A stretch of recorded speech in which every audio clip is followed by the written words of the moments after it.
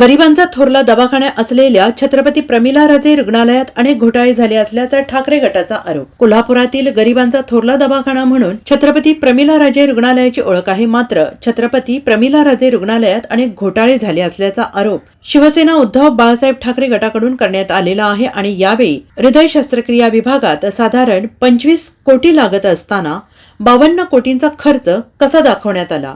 अपंगाचे दाखले आणि विविध पदांवर नियुक्तीच्या पत्रांवर जिल्हाधिकारी आणि अधिष्ठातांची सही कोणी केली यासह अन्य काही विषयांवर सुद्धा खुलासा मागवण्यात आलेला आहे।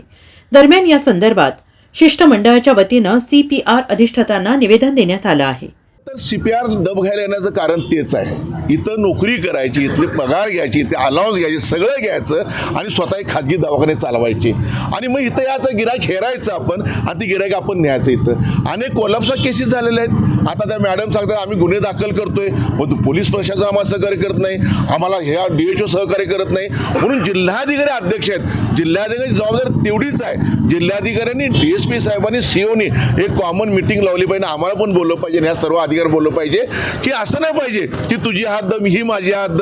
जिथं गुन्हा घडेल तिथं प्रत्येकाने जाऊन तो अधिकार दिला पाहिजे की ती जबाबदारी त्यांची आहे आणि त्या लोकांचा दवाखाना सील करा आणि जास्तीत शिक्षा होण्यासाठी काय कलम वापरतील ते केलं पाहिजे। नंतर भविष्यामध्ये असे सर्रास खून होतील लहान बाळांचे आणि मग आपल्याला भय शोधायला लागेल। Bureau report SVN Marathi, Kolhapur.